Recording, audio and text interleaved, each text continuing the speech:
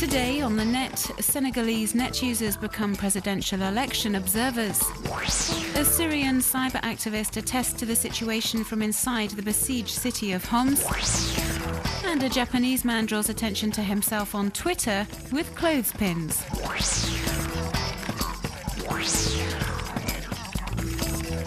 Voting began slightly behind schedule in the Dakar polling station Basile Niane chose to go to. The Senegalese blogger used Twitter to recount voting there this Sunday, a day on which the country was called to elect its president. A vote that connected citizens have decided to monitor closely. They plan to use social networks to denounce any irregularity they observe. Sunu2012.sn, a site launched last November by local bloggers, calls on voters to act as observers on voting day, using cameras and publishing their comments online or by text message. A request heeded by net users such as Muhammadou Sarr, who asserts that it was possible to purchase voters' cards near one polling station on the outskirts of Dakar. The site Sama Bat, launched by civil society organisations, set up an interactive map, a platform on which voters could also point out cases of fraud as well as ones of violence during the high-risk vote.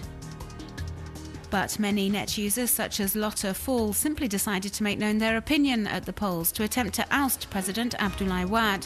And by publishing photos of their fingers marked with indelible ink proving they have voted, many Senegalese people showed pride in accomplishing their citizens' duty.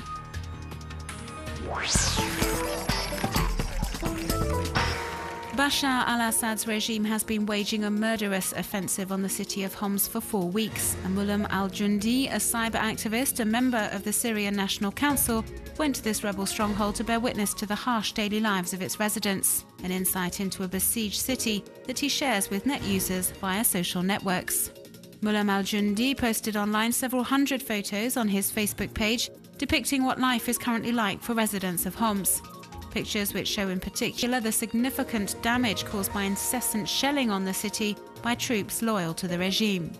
Photos which also offer a unique insight into the way inhabitants attempt to survive, giving the example of fires lit in the streets to cope with a lack of fuel for heating, or the collection of waste that is piling up on pavements to avoid the spread of disease.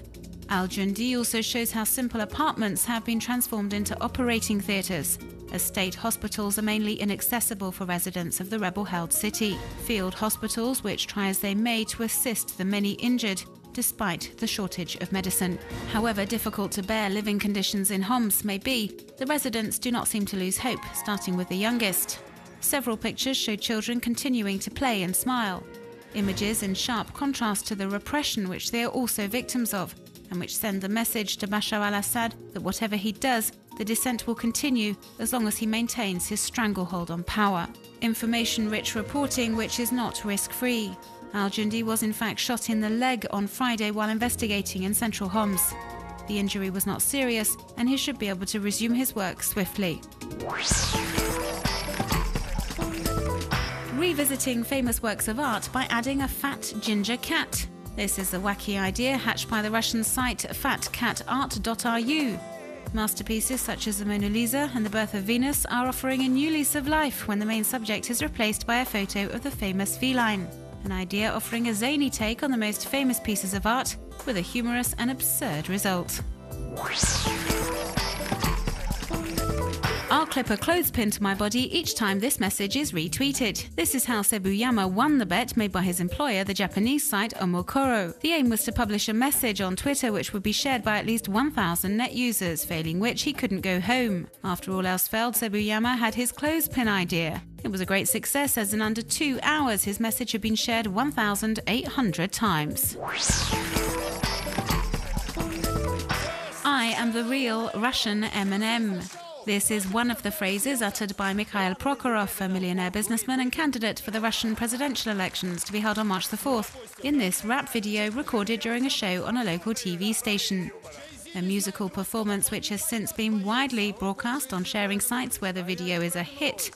It remains to be seen whether voters will be more prone to vote for him following this amusing display.